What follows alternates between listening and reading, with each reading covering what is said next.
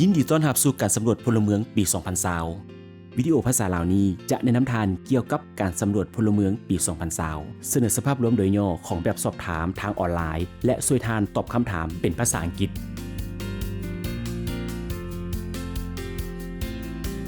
การสำรวจพลเมืองปี 2020 แม่นการนับเอาทุกๆคนที่อาศัยอยู่ในสหรัฐการสำรวจพลเมืองแม่นถูกกำหนดโดยรัฐธรรมนูญสหรัฐและต้องเฮ็ดสำรวจในทุกๆ 10 ปีการสำรวจพลเมืองปี 2020 มีความสำคัญหลาย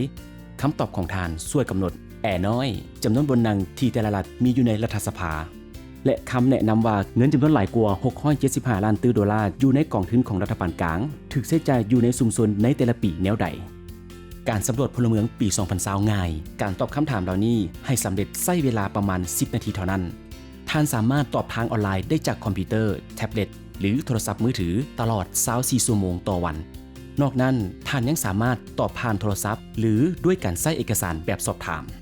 ถ้าท่านตอบพวกเราอาจบ่ส่งผู้สัมภาษณ์ของสำนักงานสำรวจพลเมืองไปหาท่านผู้สัมภาษณ์อาจจะไปหาอยู่ถ้าท่านตอบช้าถ้าพวกเขามีคำถามติดตามคืนหรือสำหรับการสำรวจอื่นๆข้อมูลของท่านแม้นเป็นความลับกฎหมายรัฐบาลกลางปกป้องคำตอบของท่านคำตอบของท่านสามารถนำไปใช้เพียงแต่เพื่อสร้างสถิติเท่านั้นและหน่วยงานรัฐบาลหรือศาลใดหนึ่งบ่สามารถใช้ไปต้านกับท่านได้เดี๋ยวนี้พวกเขาจะพาท่านไปกวดเบิงแบบสอบถามอินเทอร์เน็ตแบบไวๆคำแนะนำเป็นแต่ละขั้นตอนจะสนองให้อยู่ในวิดีโอภายหลังเมื่อท่านเข้าไปที่ My 2020 Census.gov ท่านจะเข้าสู่ระบบด้วยการใช้ ID การสำรวจพลเมืองหรือ Census ID จากเอกสารที่ได้ส่งให้ท่านไปทางไปรษณีย์หรือไว้ที่ประตูบ้านของท่านพวกเขาจะบอกให้ท่านยืนยันที่อยู่ของท่านและบอกชื่อและเบอร์โทรศัพท์ของท่านต่อไปพวกเขาจะบอกให้ท่านนับว่ามีจักคนอาศัยอยู่หรือพักอยู่ที่นี่ในวันที่ 1 เมษายน ปี 2020 และบัญชีและชื่อของแต่ละคนผู้ที่จะอาศัยอยู่หรือพักอยู่ที่อยู่ของท่านนอกนั้นพวกเขายังจะเตือนให้ท่านรวมเอาคนที่อาจจะถูกลืมนั่นเข้านำพวกเขาจะถามว่าบ้านเป็นของตนเองหรือได้เช่าและไผเป็นเจ้าของหรือเช่าบ้านพวกเขาจะถามแต่ละคนเกี่ยวกับเพศของพวกเขาวันเดือนปีเกิดและอายุเสื้อสาย Hispanic Latino หรือ Spain และเสื้อชาติเมื่อมีหลายกว่า1คนอยู่ที่อยู่หนึ่งพวกเขาจะถามว่าพวกเขามีส่วนพัวพันกับเจ้าของครัวเรือนแนวใดสุดท้ายพวกเขาจะถามว่าบางครั้งมีบางคนพักอยู่ที่อยู่ผู้อื่นหรือบ่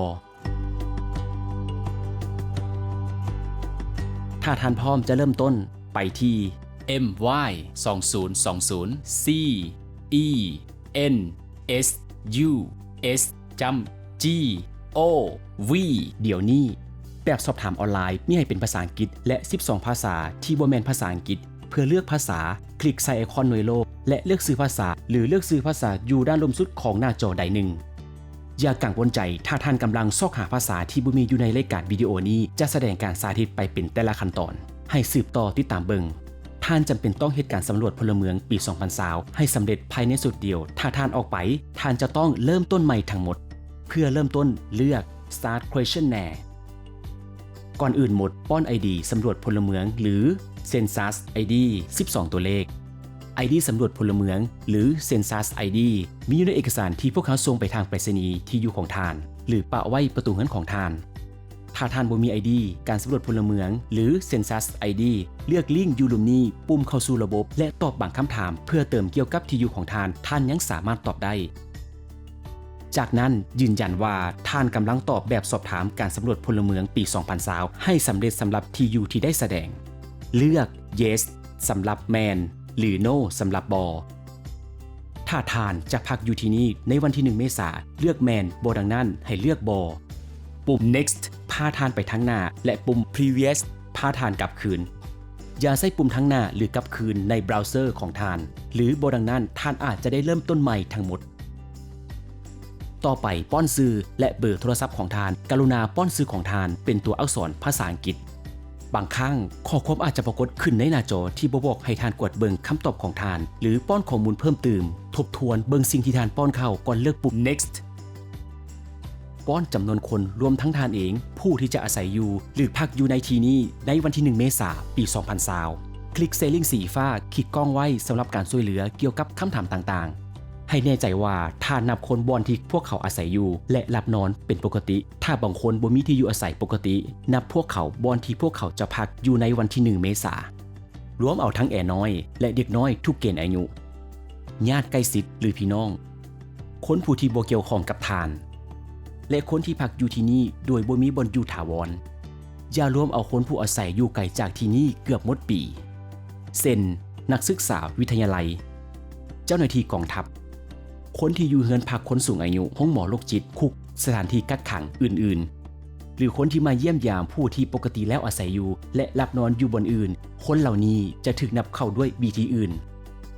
จากนั้นบัญชีรายชื่อของแต่ละคนอาศัยอยู่หรือพักอยู่ที่นี่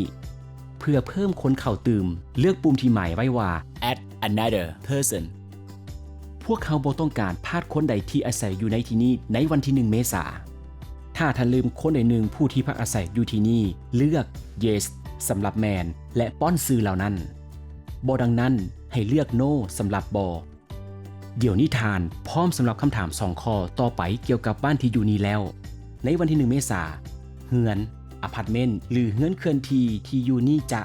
แมนทานหรือผู้ใดผู้หนึ่งในครัวเฮือนนี้เป็นเจ้าของพร้อมกับมีการผ่อนหรือเงินกู้บอรวมทั้งสินเชื่อจากการค้ำประกันของเฮือนทานหรือผู้ใดผู้หนึ่งอยู่ในครัวเฮือนที่เป็นเจ้าของฟรีนี้และจะแจ้งโดยบ่มีการผ่อนหรือเงินกู้ได้เช่าหรือพักอาศัยโดยบ่มีการจ่ายค่าเช่าจากนั้นเลือกซื้อของเจ้าของและผู้เช่าเฮือนอพาร์ตเมนต์หรือเฮือนเคลื่อนที่นี้ต่อไปพวกเขาถามบางคำถามเกี่ยวกับแต่ละคนลงชื่อเป็นบัญชีไว้มาก่อนอื่นหมดพวกเขาถามว่าคนเป็นเพศชายหรือเพศหญิงนอกนั้นพวกเขายังบอกให้ทานป้อนเดือนวันที่และปีที่คนนี้เกิดให้แน่ใจว่าอายุที่ปรากฏขึ้นถูกต้องเมื่อฮอดวันที่1 เมษายนปี 2020ต่อไปพวกเขาถามเกี่ยวกับเสื้อสาย Hispanic และเสื้อชาติกรุณาตอบคำถามนี้และคำถามต่อไปเลือกว่าคนนี้บ่เป็นเสื้อสาย Hispanic Latino หรือ Spain Mexican American Mexican หรือ Chicano คนเปอร์โตริกาคนกูบาหรือเสื้อสาย Hispanic Latino หรือ Spain อื่นๆถ้าท่านเลือกคำตอบสุดท้ายป้อนรายละเอียดอยู่ในห้องลุมนี้ถัดไปพวกเขาถามเกี่ยวกับเสื้อชาติเลือกห้องหนึ่งหรือหลายห้องคนผิวขาวคนผิวดำหรือคนอเมริกันแอฟริกันคนอเมริกันเสื้อสายอินเดียหรือคนพื้นเมือง阿拉斯ก้าคนจีนคนฟิลิปปินส์คนอินเดียเสื้อสายอาซีคนเวียดนามคนเกาหลีคนญี่ปุ่นคนอาซีอื่นๆคนพื้นเมืองฮาวายคนซามัวคนซอมอโรคนหมู่เกาะแปซิฟิกอื่นๆหรือชนเผ่าอื่นๆป้อนซัดกำเนิดละเอียดใส่ในห้องนี้ที่เป็นแนวนี้